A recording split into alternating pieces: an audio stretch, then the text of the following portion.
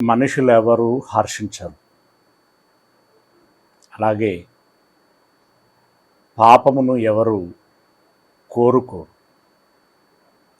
అయినప్పటికీ పాపము లోకములో ఉన్నది. పాపము వలన మేలేమీ జరగదు. మేలు లేకపోగా లోకములో ప్రతిరోజు ఏదో ఒక మూలన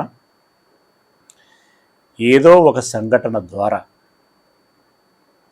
పాపము మానవ వినాశనానికి కారణమవుతున్నది. ఇట్టి మానవ వినాశనమునకు కారణమవుతున్నటువంటి ఈ పాపము అంటే ఏంటి? దీనిని ప్రక్షాళన చేసుకునేటువంటి మార్గం ఏమిటి? ఈ పాపాన్ని తొలగించుకునేటువంటి మార్గం ఏమిటి? ప్రియ దేవుని వారలరా, అసలు పాపము అనగానే మనుషులముగా మనమందరము మన అభిప్రాయమును చెప్పమన్నప్పుడు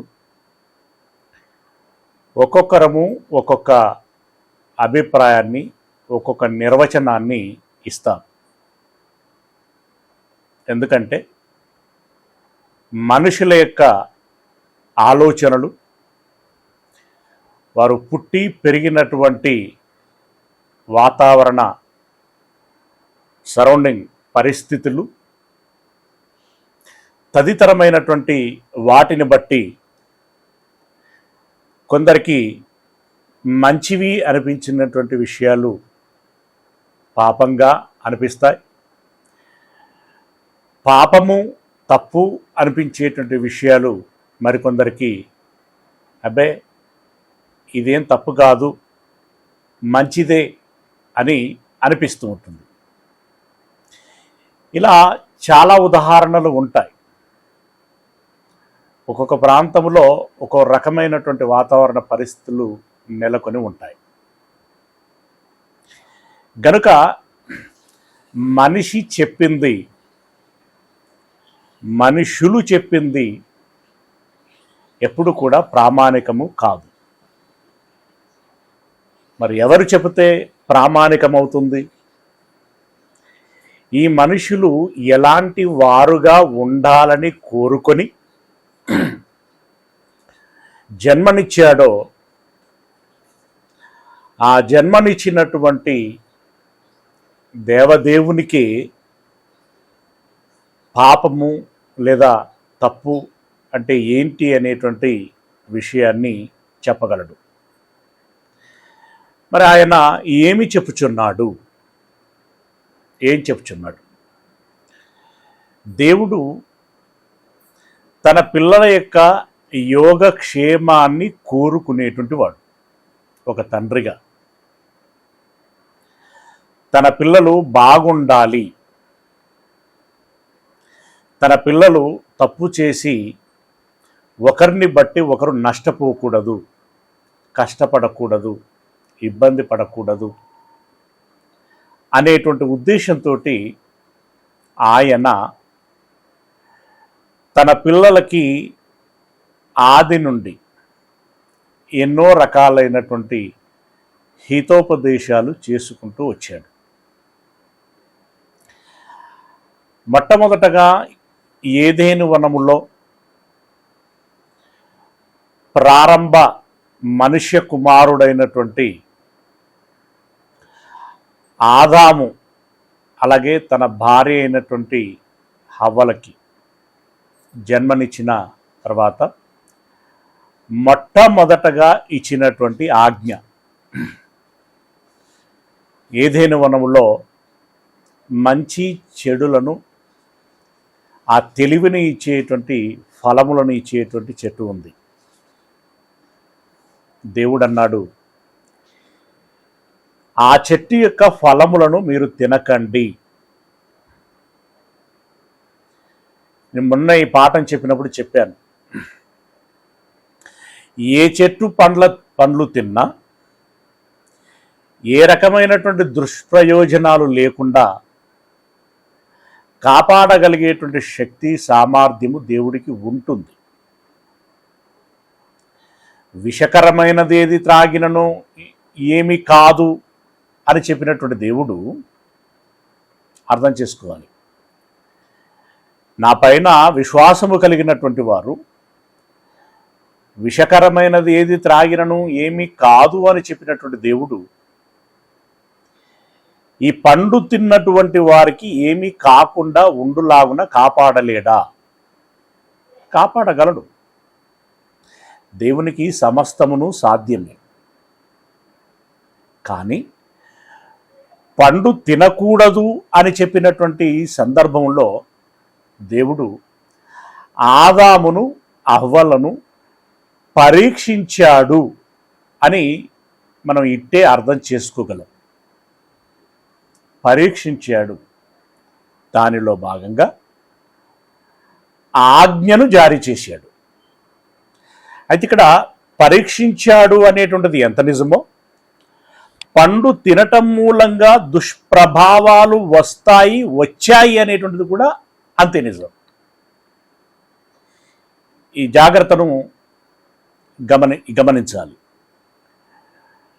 ఆ క్రమంలో దేవుడు పండు తినకూడదు, ఇది సూచన, సలహా, అలాగే ఆజ్ఞ కూడా, కమాండింగ్, ఆజ్ఞ దేవుడు చెప్పాడు. కానీ ఆదాము అవ్వలు ఏం చేశారు మనకు తెలిసింది. తినకూడదు అని చెప్పినటువంటి పండును తిన్నారు. ఇప్పుడు మొదటగా దేనికి భంగం జరిగింది? పండు తినటం మూలంగా కలిగేటువంటి దుష్ప్రయోజనాలు అనేటువంటిది సెకండరీ. మొదటిది ఏంటి అనంటే దేవుని మాటను ధిక్కరించారు లేదా అతిక్రమించారు. ఈ అతిక్రమమును దేవుడు ఏమంటున్నాడు అనేది మనం ఇప్పుడు అర్థం చేసుకోవాలి. రెండవ విషయం ఏంటంటే, ఆజ్ఞను కాదని పక్కకు పెట్టి మనకు నచ్చింది చేసుకుంటూ పోతే అతిక్రమం. మనకు నచ్చింది చేసుకుంటూ పోతే అతిక్రమం. అయితే దేవుడు ఆజ్ఞను ఏ ప్రాతిపాదికన ఇస్తాడు?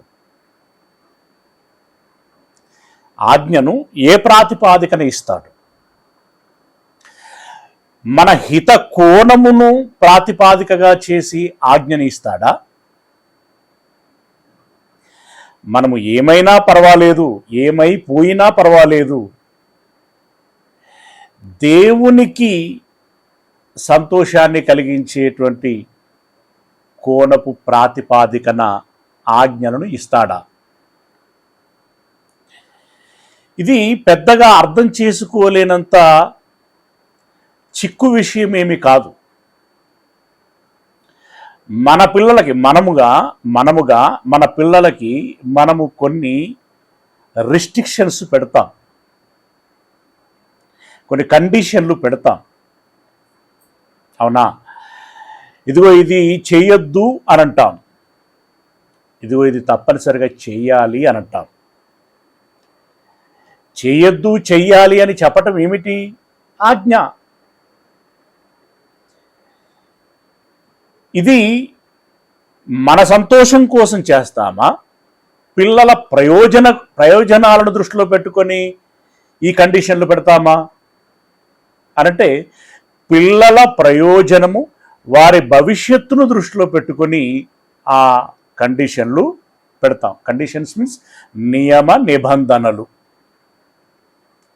నిబంధనలే ఆజ్ఞలు. అవునా? ఇది మనం అర్థం చేసుకోగలిగితే దేవుడు మనకు ఇచ్చేటువంటి ఆజ్ఞలు కూడా ఒక తండ్రిగా తన పిల్లలమైనటువంటి మన యొక్క భవిష్యత్తు బాగుండాలి, వర్తమానము బాగుండాలి, ప్రజలందరూ ఆరోగ్యకరంగా ఉండాలి, సమాధానంగా ఉండాలి అనేటువంటి ఉద్దేశంతో ఆయన ఆజ్ఞలను ఇవ్వటం జరిగింది. ఆ ఆజ్ఞను ఇస్తూ దాన్ని అతిక్రమిస్తే పాపము అని అన్నాడు. ఒక్కసారి యోహాను గారు రాసినటువంటి మొదటి పత్రిక, యోహాను గారు రాసినటువంటి మొదటి పత్రిక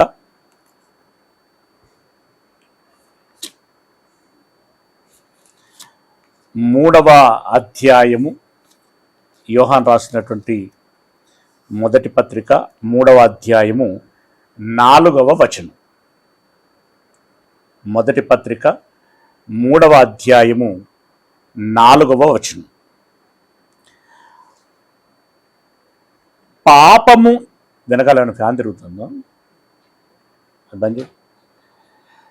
పాపము చేయు ప్రతి వాడును ఆజ్ఞను అతిక్రమించును. పాపము చేసేటువంటి ప్రతి వాడు ఏం చేస్తాడట? ఆజ్ఞను అతిక్రమించును అని అన్నాడు. ఎవరి ఆజ్ఞను? దేవుని ఆజ్ఞను. దేవుని ఆజ్ఞను అతిక్రమిస్తాడు. అతిక్రమించటం అంటే ఇందాక మాట్లాడుకున్నాం కదా, దాన్ని పక్కకు పెట్టి తనకు నచ్చింది చేసుకుంటూ పోతాడు. దాన్ని అతిక్రమించటం. దేవుని మాటను అతిక్రమించటం. ఇక్కడ 2 విషయాలు. ఒకటి, మన ప్రయోజనమును దృష్టిలో పెట్టుకొని ఇచ్చినటువంటి నియమము ఏదైతే ఉన్నదో దాన్ని పక్కకు పెట్టి నష్టము కలుగ చేసుకొని దేవునికి కడుపు కోత మిగిలించటం. ఇది మొదటిది. రెండవది, అంత పెద్ద ఆయన ఇచ్చినటువంటి మాటను భంగపరచటం మూలంగా ఆయన ఆత్మాభిమానాన్ని మనం అవమానపరచటం, హర్ట్ చేయటం అంటాం కదా. అంత పెద్ద ఆయనని మనము హర్ట్ చేసినటువంటి వారం అవుతాం. 2 విషయాలు ముడి ఉన్నాయి. ఒకటి, కడుపు కోత మిగులుస్తాము, అంటే హృదయ గాయం చేస్తాం. రెండవది, ఆయన ఆత్మాభిమానాన్ని దెబ్బతీస్తాం. ఈ రెండింటిని బట్టి అది ఏమవుతున్నది అనంటే నేరం అవుతున్నది. చాలా జాగ్రత్తగా గమనించాలి. ఇది వరకు మనం చెప్పుకున్నాం కావచ్చు, కానీ ఇంకా విడమరుస్తున్నాను దాన్ని. ఆలోచించిన వారికి ఆలోచించుకున్నంత, అర్థం చేసుకున్నటువంటి వారికి అర్థం చేసుకున్నంత. ఏది పాపమవుతున్నది అనంటే మన నాశనమునకు కారణమయ్యేటువంటి విషయము ఏదైనా సరే దాన్ని చేస్తే పాపమవుతున్నది.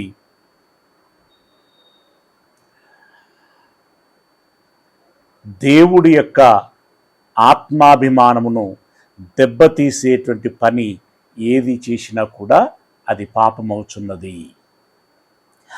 ఆజ్ఞాతిక్రమము పాపము అని అన్నాడు.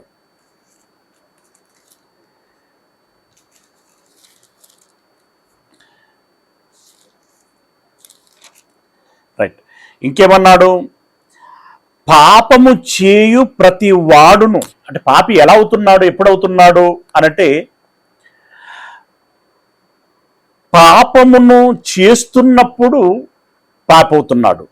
ఆజ్ఞను అతిక్రమిస్తేనే పాపం వచ్చున్నది. ఆజ్ఞాతిక్రమమే పాపము అని అన్నాడు. పాపము చేయు ప్రతి వాడును ఆజ్ఞను అతిక్రమిస్తున్నాడు. ఆజ్ఞాతిక్రమము పాపము, ఇక్కడ చెప్పినటువంటి మాట. అయితే దీనిని ఇంకాస్త విపులీకరిస్తున్నాడు. ఇప్పుడు నేను ఇందాక మీకేం అర్థం చేయించటానికి ప్రయత్నం చేశానో ఆ ప్రయత్నం దేవుడు ఆల్రెడీ చేశాడు. దేవుడు ఆల్రెడీ చేశాడు. ఏమని అనంటే, ద్వితీయోపదేశకాండం 10వ అధ్యాయము 13వ వచనం. ద్వితీయోపదేశకాండం 10వ అధ్యాయము 13వ వచనం. 13వ వచనం ఏమంటున్నాడు? నీ మేలు కొరకు నేడు నేను నీకు ఆజ్ఞాపించు. ఎవరి మేలు కొరకట? దేవుని మేలు కొరకు అనేటువంటి మాట లేదు ఇక్కడ. నీ మేలు కొరకు నేడు నేను నీకు ఆజ్ఞాపించు యెహోవా ఆజ్ఞలను కట్టడలను అనుసరించి నడుచుకొందునను మాట కాక, నీ మేలు కొరకు నేడు నేను నీకు ఆజ్ఞాపించు యెహోవా ఆజ్ఞలను కట్టడలను అనుసరించి నడుచుకొందునను మాట కాక, నీ దేవుడనైన యెహోవా నిన్ను మరి ఏమి అడుగుచున్నాడు? నిన్నేం అడుగుచున్నాడు? నీ బంగారం అడిగాడా? నీ వెండిని అడిగాడా? నీ భూములను అడిగాడా? ఏమడుగుచున్నాడు? నీ మేలు కోసం నేను ఏర్పాటు చేసినటువంటి నియమ నిబంధనలు, వాటిని పాటించమని అడిగాను. ఇది కూడా మీరు ఆలోచించుకొనకుండా, గమనించుకోకుండా తప్పులు చేస్తే ఎలా అని అంటున్నాడు. నేనేం కోరుకున్నాను అని దేవుడు అంటున్నాడు అనంటే, ఇప్పుడు ఆజ్ఞ ఏ ప్రాతిపాదికన వచ్చింది? అర్థమైపోతున్నది కదా, ఏ ప్రాతిపాదికన వచ్చింది? మన హితమును కోరి, మన మేలును కోరి ఆజ్ఞ జనించింది. దేవుడు ఆజ్ఞను ఇచ్చాడు. ఓకేనా? రైట్. ఆజ్ఞాతిక్రమం పాపం. ఆ ఆజ్ఞ మన హితమును కోరి మనకివ్వబడింది. ఏదో దేవుని ఈగోను సాటిస్ఫై చేసుకోవడం కోసం అని అనుకుంటే పొరపాటు. దేవుడు ఏదో మానసిక ఆనందాన్ని కోరి తన ఆనందం కోసం ఇతరులకు ఎంత కష్టమైనా సరే, వాళ్ళకు సాధ్యమా అసాధ్యమా అనేటువంటిది దృష్టిలో పెట్టుకోకుండా దేవుడు ఆజ్ఞ ఇచ్చాడు అని అనుకుంటే పొరపాటు. దేవుడు ఎట్టి కోశాన తన స్వప్రయోజనము అనేటువంటి దాన్ని దృష్టిలో పెట్టుకొని ఆజ్ఞ ఇవ్వలేదు. మన ప్రయోజనమును కోరి ఆయన ఆజ్ఞలను ఇచ్చాడు. ఇది మొదటిది. ఇక రెండవ విషయం, బై డిఫాల్ట్ మనిషి పుట్టుకతో చూడగలగటం, పుట్టగానే కొన్ని రోజుల వరకు కలర్స్ తెలియవంట, ఏమో మరి వైద్యులు చెప్తుంటారు, మేబీ కావచ్చు, కానీ చూడగలుగుతున్నాడు, వినగలుగుతాడు, తనదైనటువంటి శైలిలో ఆలోచించగలుగుతాడు, అరుస్తాడు. పుట్టుకతోటి ఏడుపుతో ప్రారంభమవుతుంది.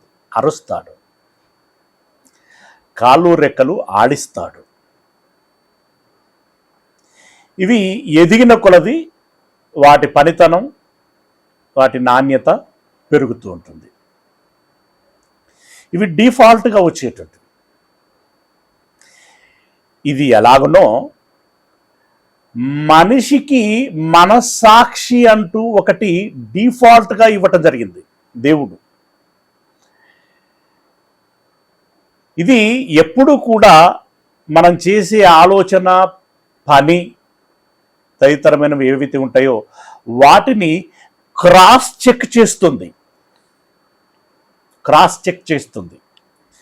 మనము 1,00,000 రూపాయలను చేత్తో లెక్కించిన తర్వాత 100 రూపాయల నోట్లు ఉండొచ్చు, 500 రూపాయల నోట్లు ఉండొచ్చు, 200 నోట్లు ఉండొచ్చు. ఇవి లెక్కించిన తర్వాత కరెక్టే లెక్క పెడతాం. మ్యాక్సిమం ఒక 97, 98% కరెక్టే లెక్క పెడతాం. ఓ 2-3% అప్పుడప్పుడు పొరపాటు జరగడానికి అవకాశం ఉంటుంది. అందుకని మనం ఏం చేస్తాం, మనము లెక్కించిన తర్వాత ఎందుకైనా మంచిది అని మన వారి చేత, మన వారనబడిన వారు ఎవరైనా కావచ్చు, భార్య, పిల్లలు, స్నేహితులు, ఇలాంటి వారు ఎవరైనా కావచ్చు, వీరితో మరలా లెక్కింప చేస్తాం. అంటే ఏంటి? క్రాస్ చెక్ అన్నమాట. Cross check. ఇలా మనము ఏది కోరుకుంటున్నామో, అంటే ఇవి ఇంకెవరైనా లెక్కించేటట్లు ఉంటే బాగుండు అన్నట్లుగా మనం దేన్నైతే చూస్తున్నామో, దేవుడు ఇలాంటి అవసరత ఉంటుందనే ముందే మనకొక మనస్సాక్షిని ఇచ్చాడు. అది ఏం చేస్తుంది అనంటే, నీవు చేసేటువంటి పని మంచిదా చెడ్డదా అని నీకు ఎప్పటికప్పుడుగా చెబుతూ ఉంటుంది. నువ్వు మంచి చేస్తే మంచి చేశావురా అని చెప్పి నిన్ను గర్వపడేటట్లుగా చేస్తుంది. చెడు చేస్తే చెడు చేశావని నీవు న్యూనతాభావానికి గురయ్యేటట్లుగా చేస్తుంది. మన మనస్సాక్షి మనల్ని ఎప్పుడు జాగ్రత్త పరుస్తూ ఉంటుంది. గనుక మనస్సాక్షిని మనము ప్రమాణములోనికి తీసుకోవాలి. అయితే మనం ఇప్పుడు డబ్బుల గురించి మాట్లాడుకున్నాం కదా, మనకే లెక్కలు రావురా అంటే మనకంటే 10 ఇంతలు లెక్కలు రానోనికి ఇచ్చామనుకో, అప్పుడు వాడు అన్న 5 నోట్లు ఎక్కువ ఉన్నాయమంటాడు. అప్పుడు పొరపాటు ఇంకా ఎక్కువ చోటు చేసుకునేటువంటి అవకాశం ఉంటుంది. 5 నోట్లు ఎక్కువ ఉన్నాయి అనొచ్చు, లేదంటే తక్కువ ఉన్నాయి అనొచ్చు, ఏదైనా కావచ్చు. కాబట్టి మ్యాక్సిమం ఎవరికి ఇవ్వాలి? ఇతడు బాగా లెక్కించగలడు లేదా ఈవిడ బాగా లెక్కించగలదు అనుకున్నటువంటి వారికి లెక్కించుము అని ఇవ్వాలి. అలాగే మనస్సాక్షి అనేటువంటిది కూడా మ్యాక్సిమం ప్రతి మనిషికి దేవుడు ఇచ్చేటప్పుడు మంచి ఆరోగ్యకరమైన మనస్సాక్షి ఇస్తాడు. కానీ కొందరు విషయంలో ఏమవుతుందంటే, వారు పుట్టి పెరిగిన వాతావరణాలను బట్టి, ప్రారంభంలో చెప్పాను కదా, చెడుకు అలవాటు పడినటువంటి ఆ సామాజిక వర్గం చెడు చేసి చేసి చేసి చేసి ఇది కామనే అనేటువంటి ఒక మాట వాడతారు చూడండి. ఇది ఈ రోజుల్లో కామనే అంటే దాని అర్థం ఏంటంటే వారి మనస్సాక్షి చెడింది అని దాని అర్థం. దాన్నే బైబిల్లో ఏమన్నాడంటే వాత వేయబడిన మనస్సాక్షి కలిగిన వారై అని అన్నాడు. ఈ మనస్సాక్షి చెడితే ఇప్పుడు నువ్వు ఏదైనా తప్పు చేసి ఏమండి మనస్సాక్షి గారు నేను చేసింది తప్ప ఒప్ప అంటే వాడేమంటాడు? తప్పే కాదురా, నువ్వు బేఫికర్గా ఉండు అని అంటది. అంటే నిండా ముంచింది అని దాని అర్థం.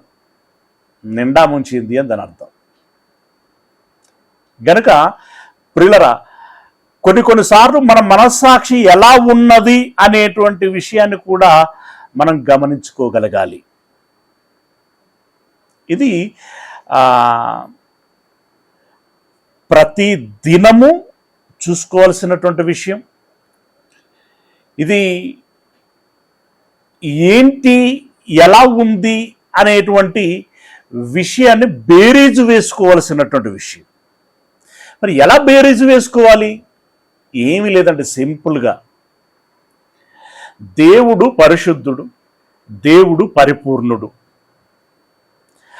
ఆ దేవుడు ఏం చెప్పుచున్నాడు, ఏం చెప్పాడు అనేటువంటి ఈ బైబుల్ అనేటువంటి స్కానర్ ఏదైతే ఉందో అక్కడికి తీసుకొచ్చి, ఇది నకిలీ నోటా మంచి నోటా అని మిషన్లో పెట్టి చెక్ చేసుకున్నట్టుగా,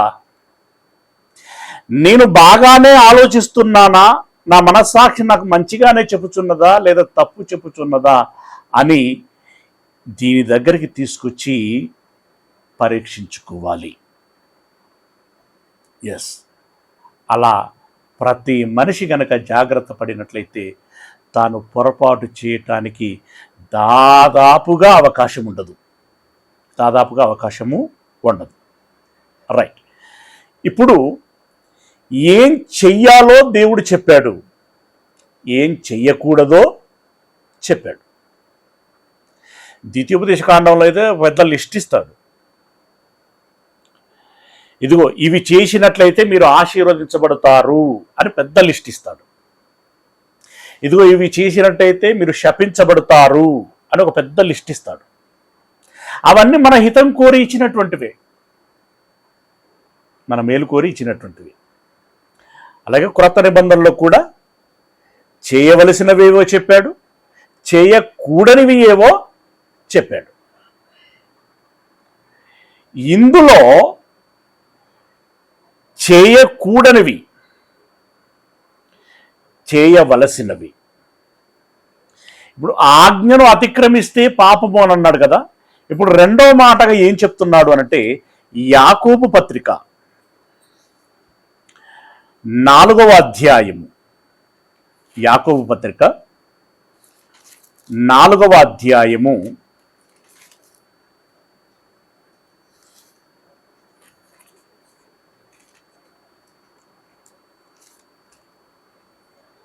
13వ వచనం.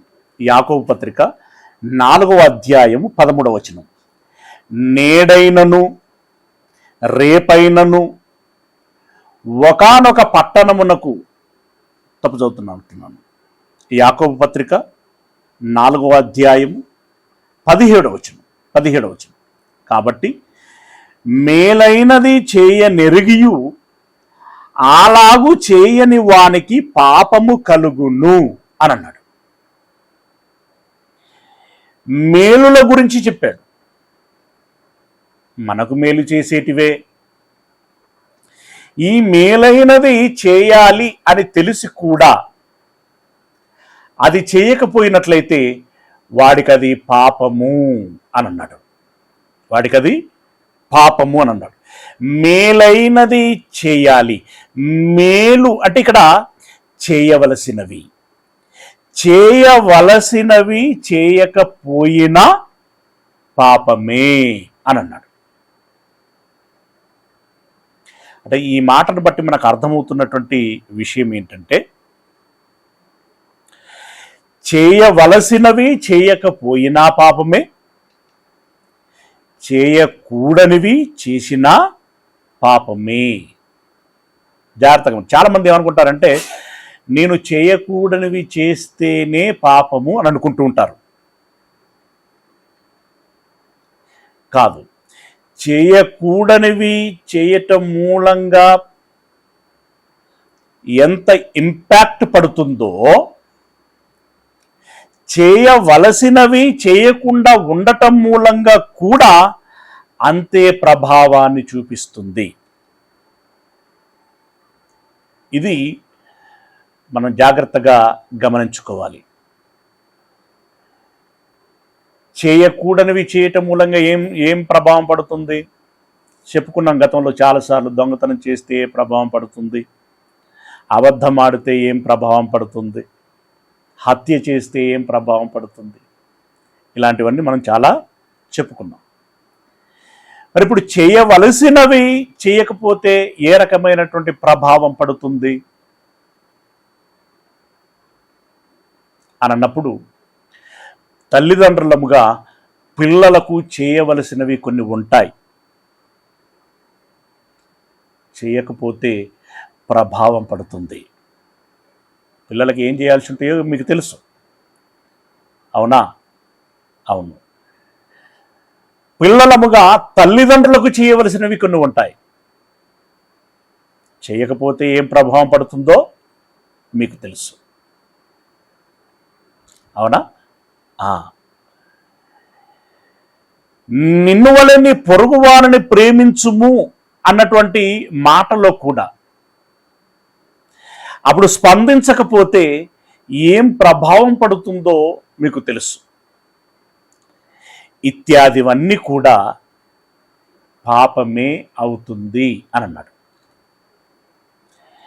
ఇప్పుడు ఫాస్ట్ కల్చర్లో ఏమైపోయిందంటే, యాక్సిడెంట్ అయి రక్తంగా ఆడుతూ వాడు విలవిలలాడుతూ ఉంటే వీని వెంటనే ఆ గాయం కట్టడమా లేకుంటే ఆసుపత్రికి తరలించటమా అనేటువంటి పని చేయకుండా వీడు ఫేస్బుక్లలో అది ఫోటో తీసి షేర్ చేసి వాడు ఆ రకంగా నేను ఘనకార్యం చేశాను అన్నట్టుగా ఫీల్ అవుతున్నాడు. చాలా బాధాకరమైనటువంటి సంఘటనలు ఇవి. అంటే అసలు అంటే మనకి అసలు తెలివి, జ్ఞానం, వివేకము ఏమీ లేదా? మానవీయత లేదా? వాడేంటి విలవిలలాడుతూ ఉంటే ఫోటో తీసుకుంటున్నాడు, వీడియో తీసుకుంటున్నాడు. ఇక్కడ వీడి వివేకం చచ్చింది. వివేకము చచ్చింది. ఎందుకు చచ్చింది? ఇది ఈ స్మార్ట్ ఫోన్ అనేటువంటి కల్చర్ ఎప్పటి నుండి అయితే వచ్చిందో, ఇందాక చెప్పాను కదా, కల్చర్ ఎప్పుడైతే వచ్చిందో అప్పటి నుండి మెల్లిమెల్లిగా వాని మనస్సాక్షికి మబ్బు కప్పింది, మసకబార్చింది, వాడి మనస్సాక్షిని దెబ్బతీసింది. ఇప్పుడు నేను మంచి చేస్తున్నానా, నేను ఒప్పు చేస్తున్నానా, తప్పు చేస్తున్నానా అనేటువంటి విషయము ఆలోచించినటువంటి పరిస్థితిలోనికి తీసుకెళ్ళింది. ప్రియులారా, మేలు చేయాలని తెలిసి కూడా దాన్ని చేయకపోతే పాపము అని అన్నాడు. Very good. ఇక రెండవ యాంగిల్లో ఏంటి? ఇప్పుడు మేలు చేయాలని తెలిసి చేయకపోతే పాపము అని అన్నాడు. కొన్నిసార్లు మేలు చేయాలని తెలుస్తుంది, కానీ ఆ మేలు చెయ్యం. ఎందుకు? దీనికి పలు రకాల కారణాలు ఉంటాయి. అక్కడ డబ్బు ఖర్చు చేయవలసి ఉండొచ్చు, అక్కడ శ్రమించవలసి ఉండొచ్చు, సమయం వెచ్చించవలసి ఉండొచ్చు. ఇప్పుడు ధనమైన, సమయమైన, శ్రమైన మనము వెచ్చించాలి. అబ్బో, ఇప్పుడు 1000 రూపాయలు ఖర్చు చేయాలా? నేను ఇప్పుడు 1000 రూపాయలు ఖర్చు చేయాలా? అమ్మో, ఇప్పుడు నేను ఈరోజు పనికి వెళితే 1000 రూపాయలు వస్తాయి. ఈ 1000 రూపాయలు పోగొట్టుకొని ఈ సమయాన్ని ఇక్కడ వెచ్చించాలా? ఇతడి కోసం ఉండాలా? ఏమండి? అలాగే ఇతడి కోసం, ఈవిడ కోసం నేను ఇంత కష్టపడాలా? ఈ భావన వస్తూ ఉంటుంది మేలు చెయ్యాలి అని అన్నప్పుడు. వీటిని దృష్టిలో పెట్టుకొని ఆ మేలు చేయకుండా ఆగిపోతూ ఉంటాం. దీన్ని ఏమంటారు అనంటే స్వార్థము అని అంటాం. దీన్ని ఏమంటామంటే స్వార్థము అంటాం. స్వార్థములో చేయవలసినవి చేయవలసిన ఎందుకు చేయమనంటే స్వార్థాన్ని బట్టి. ఇది ఒక కోణం. రెండవది దురాశ. దురాశ అంటే ఏంటి? ఆశ అంటే అవసరమైనవి కోరుకోవటం. ఆశ అంటే కనీస అవసరాలు అంటాం కదా, వాటిని కోరుకోవటం ఆశ. ఆశపడాలి, ఆశపడవచ్చు.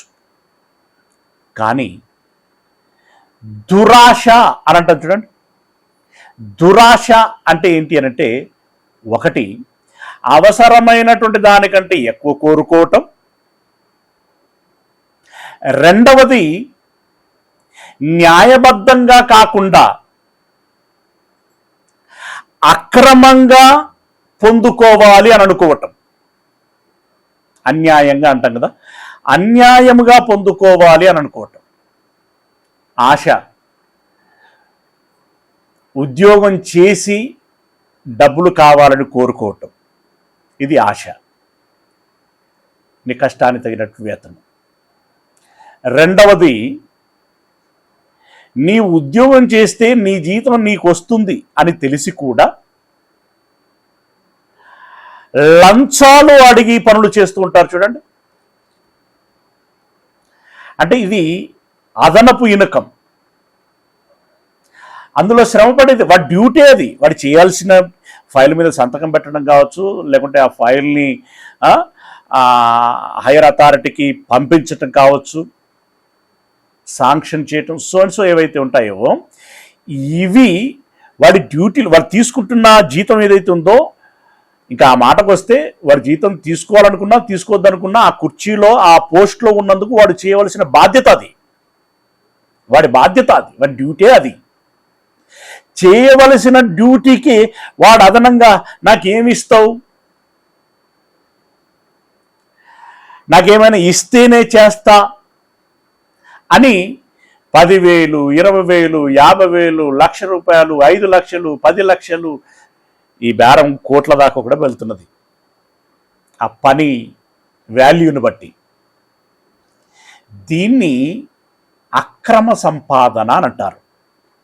ఈ అక్రమ సంపాదననే దురాశ. దురాశ ఇది డబ్బు విషయంలో. శరీర విషయంలో దురాశలు చాలా ఉంటాయి. ఓకే, పెళ్లి చేసుకోవాలి అని అనుకోవటం ఆశ. దురాశ ఏంటి? పెళ్లి చేసుకునకుండా ఊరు మీద పడి తిరగాలి అనేటువంటిది దురాశ. ఓకే, లేదంటే భార్య ఉండగానే తప్పుడు త్రోవలు తొక్కుతుంటారే, అది దురాశ. అవునా? డబ్బు కోసం హత్యలు చేస్తారు, అంటే షార్ట్ కట్గా సంపాదించటం అన్నమాట ఇది. నెల రోజులు పోయి ఉద్యోగం చేసేది ఎందుకు? వీడు నెల రోజులు సంపాదించేటువంటి ఆ 40-50 వేలు నేను ఒక మర్డర్ చేయటానికి సుపారీ తీసుకుంటే ఒక పూటకి, ఒక రోజుకి సంపాదించగలను, అంతకంటే ఎక్కువే సంపాదించగలను. ఇది దురాశ. అంటే అక్రమ మార్గంలో షార్ట్ వేలో సంపాదించాలి అనుకునేటువంటిది ఏదైతే ఉంటుందో అది దురాశ. ఇలాంటివి మనకి చాలా కనబడుతూ ఉంటాయి. ఈ దురాశ మనిషిలో ఎప్పుడైతే ఉంటుందో అది ఏం చేస్తుందో చెప్తున్నాడు. యాకోబు పత్రిక 1వ అధ్యాయము 15వ వచనం. యాకోబు పత్రిక 1వ అధ్యాయము 15వ వచనం. దురాశ గర్భమును ధరిస్తే అప్పుడు నువ్వేం చేస్తావంటే ఆ దురాశను తీర్చుకోవటం కోసం నీవు తప్పుడు నడక నడుస్తావు, తప్పుడు పోకడలు పోతావు, త్రోవల్లో నడుస్తావు. దురాశ గర్భమును ధరిస్తే ఆ దురాశ నీ చేత పాపమును చేయిస్తుంది.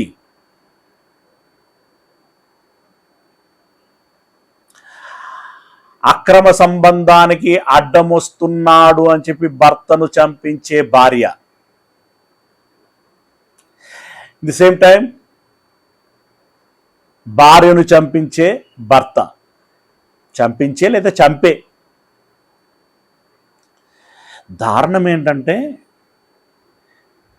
వీళ్ళ అక్రమ సంబంధాలకి పిల్లలు అడ్డం వస్తున్నారని చంపేస్తున్నారు. ఎన్ని చూస్తలేరు మీరు? పిల్లలు అడ్డం వస్తున్నారని చంపేస్తున్నారు. ఇది ఏంటి? దురాశ, చెడ్డదైనటువంటిది. దురాశ ఉంటే పాపం చేయిస్తుంది అది. ఇది మీరు జాగ్రత్తగా గమనించాల్సింది ఏంటంటే, నీకు దురాశ ఉన్నది అని అంటే నెక్స్ట్ స్టెప్ ఏంటంటే, మొదటి అడుగు ఏం జరుగుతుందంటే పాపమే ప్రారంభమవుతుంది. పాపమే ప్రారంభమవుతుంది. పాపము తోటే నీవు నీ దురాశను తీర్చుకోగలవు. పాపమును తీర్చుకునే, దురాశను తీర్చుకునే మార్గం మరొకటి లేదు. దురాశను తీర్చుకునేటువంటి మంచి మార్గం ఇంకొకటి లేదు. మంచిది అనేటువంటి మార్గము లేదు. దురాశను తీర్చుకోవాలంటే నువ్వు తప్పనిసరిగా చెడు మార్గమునే ఎంచుకోవలసి ఉంటుంది. అక్రమమే చేయాల్సి ఉంటుంది. తప్పు పాపమే చేయాల్సి ఉంటుంది. అందుకే దురాశ గర్భములో ఉంటే, అంటే మన మదిలో ఉంటే,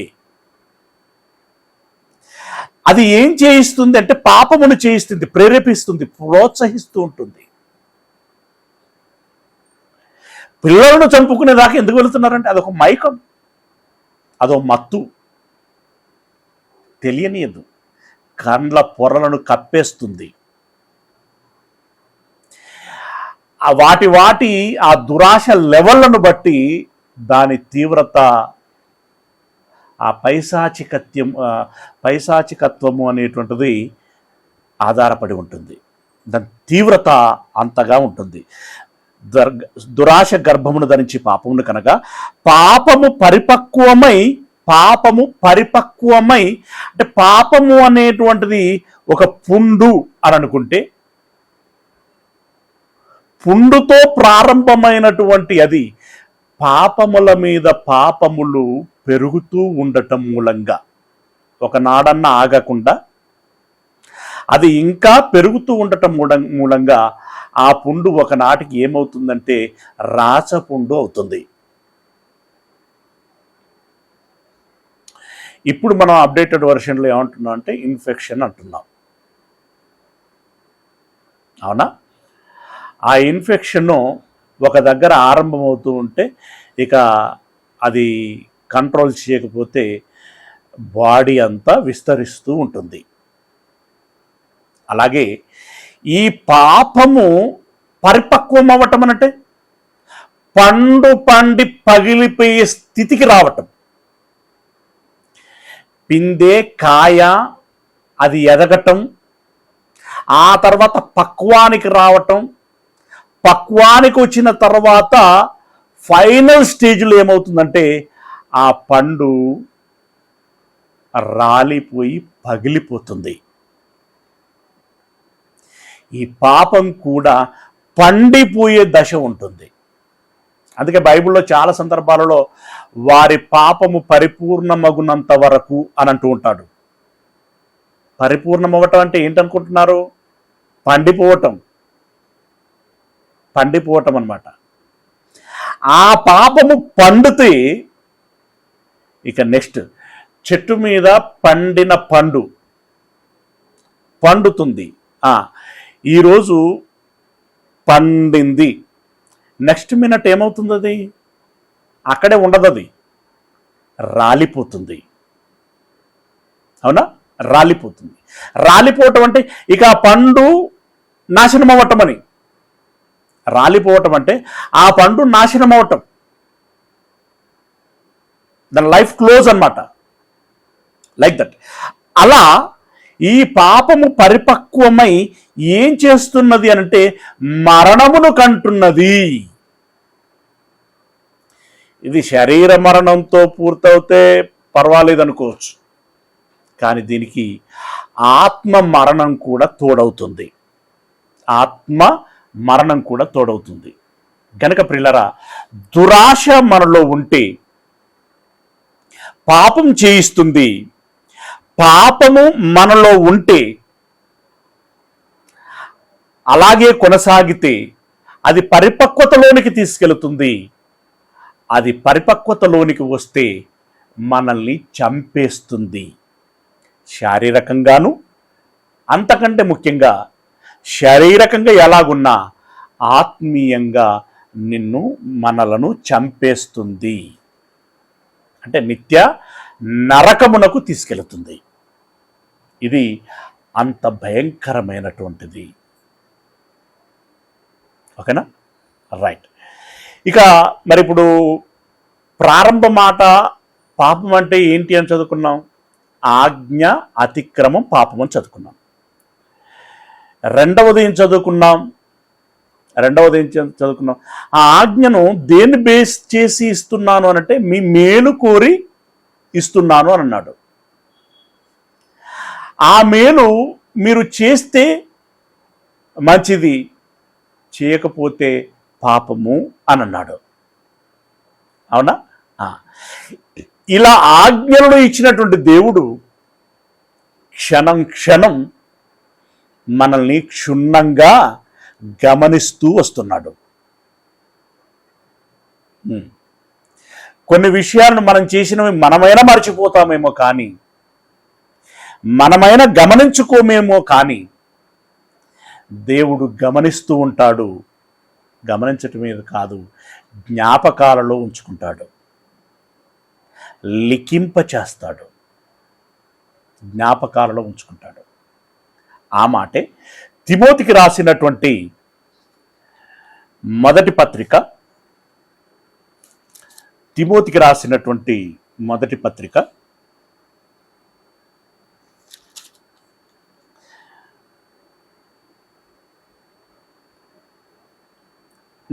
5వ అధ్యాయము 24వ వచనం. తిమోతికి రాసినటువంటి మొదటి పత్రిక 5వ అధ్యాయము 24వ వచనం. కొందరి పాపములు తేటగా బయలుపడి, ఎవరికి?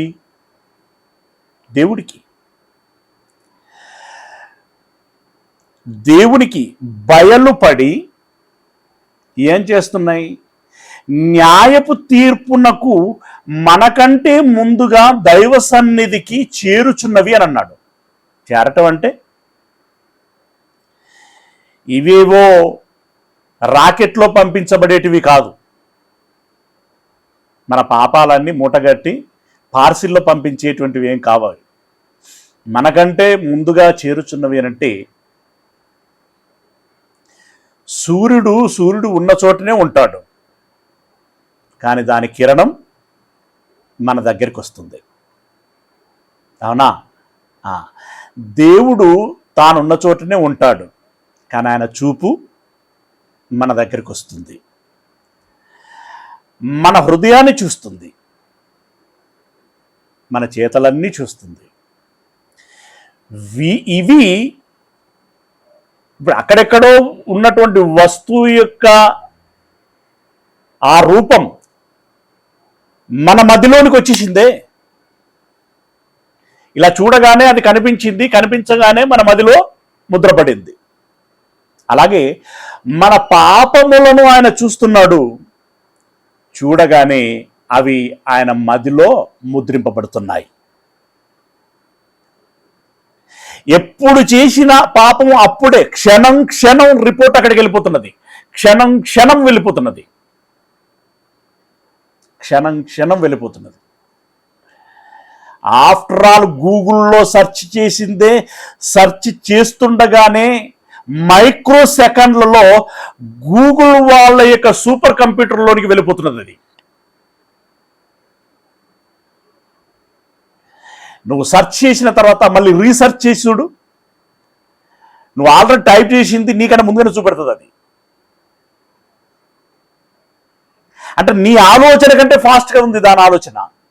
ఆఫ్టర్ ఆల్ గూగుల్ సెర్చ్ అలా ఉంటే మరి దేవుడిది ఎలా ఉండాలి? ప్రియులారా, దేవుడిది అంతకంటే తీవ్రంగా ఉంటుంది. అందుకే ఇక్కడ చెప్తున్నాడు, కొందరు పాపములు తేటగా బయలుపడి న్యాయపు తీర్పునకు ముందుగా నడుచుచున్నవి. మనం మనుషులు ఇక్కడనే ఉంటాం, ఇంకా 30 సంవత్సరాలు బ్రతికి ఉండొచ్చు గాక, 40 సంవత్సరాలు బ్రతికి ఉండొచ్చు గాక.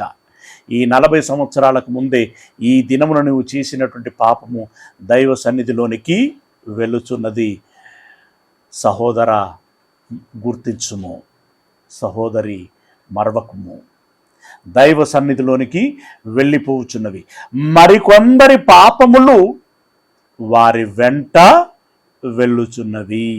అంటే వారితో పాటు వారు తీసుకుపోయేది ట్రావెల్ బ్యాగ్ ఏదైనా ఉన్నది అనంటే, వాళ్ళతో పాటు తీసుకెళ్ళేటువంటి ట్రావెల్ బ్యాగ్ ఏదైనా ఉన్నది అనంటే అది పాపపు బ్యాగే, పాపపు మూట.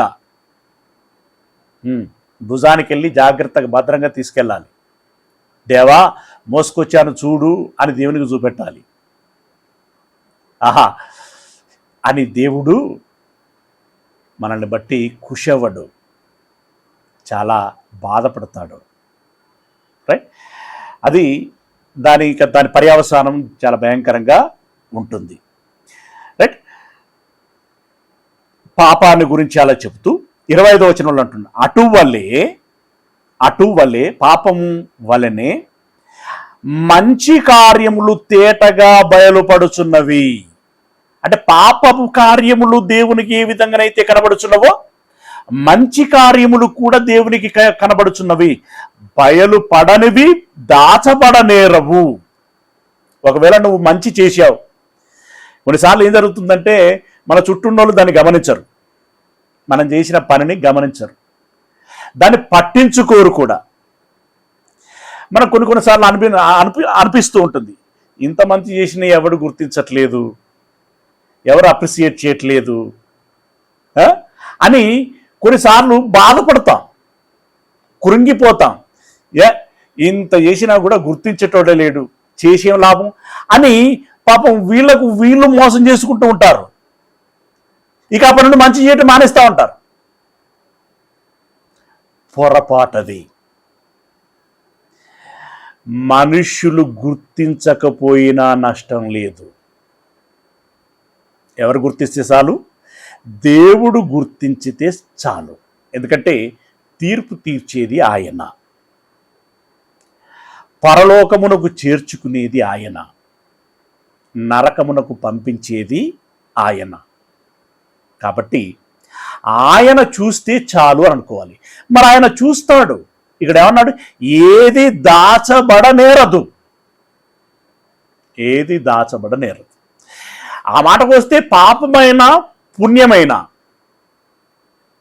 పరిశుద్ధత అయినా ఏది కూడా దాచబడవు, అవి బహిర్గతమవుతాయి. 4 గోడల మధ్యలో జరిగేటువంటి పాపాలైనా బయటకు వచ్చేస్తాయి. సరే, ఎవరికి తెలియకుండా చేసిన పుణ్యమైన ఒక దినమున బయటికి వస్తుంది. ఏది దాచబడనేరదు అని అన్నాడు. కనుక మనం చేసిన పనులు మన దేవునికి ముందుగా వెళుతాయి, కొన్ని మనతో పాటే వస్తాయి. దీనిని బట్టి మన భవిష్యత్తు నిర్ణయించబడుతుంది అనేటువంటి విషయాన్ని మనము గమనించాలి. దీనిని బట్టి మన భవిష్యత్తు నిర్ణయించబడుతుంది అనేటువంటి విషయాన్ని మనం గమనించాలి. ఇప్పుడు ఇన్ని సంగతులు మనం చదువుకున్నాం కదా, ఇన్ని సంగతులు మనం ఎరిగాం కదా. అవును, చాలా విషయాలను మనం ఎరిగాం. ఇన్ని సంగతులు ఇప్పుడు ఏ భక్తులైతే రాశారో వాళ్ళకు చెప్పింది ఎవరు? పరిశుద్ధాత్ముడు. వారితో రాయించింది ఎవరు? పరిశుద్ధాత్ముడు. మరలా ఈరోజు మనకు జ్ఞాపకం చేస్తున్నది ఎవరు? పరిశుద్ధాత్ముడు. ఎవ్రీథింగ్ పరిశుద్ధాత్ముడు. అవునా? ఈ పరిశుద్ధాత్ముడు రాయించినటువంటి, నేర్పించినటువంటి, జ్ఞాపకం చేస్తున్నటువంటి ఈ మాటలు ఏవైతే ఉన్నాయో, ఈ మాటలను మనం ఏం చేయాలి? హానర్ చేయాలి. అంటే గౌరవించాలి, వాటికి రెస్పెక్ట్ ఇవ్వాలి. అంటే రెస్పెక్ట్ ఇవ్వటం అంటే ఏం చెప్పాడో దాన్ని గమనించి ఆ ప్రకారంగా నడుచుకోవాలి, మసలుకోవాలి, ఆ ప్రకారంగా మసలుకోవాలి. మసలుకోకపోతే దేవుడు యేసయ్య, అఫ్కోర్స్ వీళ్ళతో పాటు పరిశుద్ధాత్ముడు కంక్లూజన్ చేస్తున్నటువంటి మాట ఏంటంటే అని అన్నాడు. కంక్లూజన్ చేస్తున్నటువంటి మాట ఏంటంటే, నేను చెబితే వినలేదనే యేసయ్యను పంపించాను. యేసయ్య చెప్పినా వినకపోయినటువంటి వారికి మరొక అవకాశం పరిశుద్ధాత్మ రూపంలో ఇస్తున్నాను. ఈ పరిశుద్ధాత్ముడు చెప్పినా కూడా మీరు వినకపోతే ఇక మిమ్మల్ని కాపాడేటోడు ఉండడు, ఇది లైఫ్లో గుర్తుంచుకోండి అంటున్నాడు ఆయన. అదే మత్తయి సువార్త 12వ అధ్యాయము, మత్తయి సువార్త 12వ అధ్యాయము, మత్తయి సువార్త 12వ అధ్యాయం. చాలామంది ఈ వచనమును ఏంటి ఇలా ఉంది అని ప్రశ్నార్థకంగా భావిస్తూ ఉంటారు. ఏంటి, మనుష్య కుమారునికి విరోధముగా 12వ అధ్యాయం 32వ వచనం అండి, మనుష్య కుమారునికి విరోధముగా మాట్లాడువానికి పాప క్షమాపణ కలదట. ఏంటి, యేసయ్యకు విరోధంగా మాట్లాడితే పాపంకి క్షమాపణ ఉంటుందా? ఎస్ ఉంటుంది అన్నాడు. అని వెంటనే ఏమంటున్నాడు, పరిశుద్ధాత్మకు విరోధముగా మాట్లాడువానికి ఈ యుగమందైనను రాబో యుగమందైనను పాప క్షమాపణ లేదు అని అన్నాడు. ఇక్కడ లేదు, చచ్చిన తర్వాత కూడా లేదు అని అంటున్నాడు. అదేంటి, పరిశుద్ధాత్మ కంటే పెద్దవాడు యేసయ్య, యేసయ్య కంటే పెద్దవాడు దేవుడు కదా. అలాంటిది యేసయ్యకు వ్యతిరేకంగా మాట్లాడినా క్షమాపణ ఉంటుందట, కానీ యేసయ్య పంపించిన పరిశుద్ధాత్ముడికి వ్యతిరేకంగా మాట్లాడితే క్షమాపణ ఉండదట. అంటే దాని అర్థం ఏమిటి అంటే, ఇందాక చెప్పుకున్నట్టుగా పెద్దవాడైన యేసయ్య చెప్పాడు, వినలేదు, మారలేదు. చివరి అవకాశంగా, అంటే దేవుని నుండి ప్రారంభించాను, దేవుడు చెప్పాడు, వినలేదు, అయినా యేసయ్య రూపంలో అవకాశం ఇచ్చాడు. యేసయ్య వచ్చి చెప్పాడు, అయినా వినుటలేదు, వినలేదు. అప్పుడు పరిశుద్ధాత్ముని పంపించాడు. ఒకటవసారి, రెండవసారి, మూడవసారి అవుట్ అంటాం. వేలపాట పాడితే ఏమంటాం? ఒకటోసారి, రెండోసారి, మూడోసారి ఫైనల్ డిక్లేర్ చేస్తాం కదా, లైక్ దట్. ఒకటవసారి దేవుడు, రెండవసారి యేసయ్య, మూడవసారి పరిశుద్ధాత్ముడు. ఇప్పటికీ నీవు వినలేదా? అవుట్. నీ లైఫ్ అవుట్. ఇది దీని ఉద్దేశం. అంతేగాని యేసయ్యకు వ్యతిరేకంగా మాట్లాడితే క్షమించబడటం ఏంటి, పరిశుద్ధాత్మకు వ్యతిరేకంగా మాట్లాడితే క్షమాపణ లేకపోవటం ఏంటి అని సాధారణంగా ప్రశ్న వస్తుంది. కానీ దాని ఉద్దేశము ఇది. యేసయ్య కంటే చిన్నవాడైనటువంటి పరిశుద్ధాత్ముడికి వ్యతిరేకంగా మాట్లాడితే క్షమాపణ లేకపోవటం ఏంటంటే, నీకు 3 సార్లు అవకాశం ఇవ్వబడింది, అప్పటికి నీవు వినకపోతే, అంటే పరిశుద్ధాత్ముడు చెప్పినా నీవు వినకపోతే, అంటే ఇప్పుడు మన తరానికి ఇప్పుడు పరిశుద్ధాత్మ చెప్తే వినకపోవటం అనేది ఎలా జరుగుతున్నది? ఇదిగో పరిశుద్ధాత్ముడు రాయించాడు, ఇదిగో ఈ రకంగా బోధింప చేస్తున్నాడు, మరలా బోధింపచేస్తున్నాడు. ఇది వినకపోతే ఎవరి మాట వినట్లు తెలుసా? పరిశుద్ధాత్మ మాట వినట్లు. మధ్యలో మీడియేటర్, ఆ మీడియేటర్నిగా దేవుడు ఎవరినైనా, పరిశుద్ధాత్ముడు ఎవరినైనా వాడుకోవచ్చు, వీలు కాదు ఇక్కడ. ఇప్పుడు పరిశుద్ధాత్ముడే మనతో నేరుగా మాట్లాడుచున్నట్లు.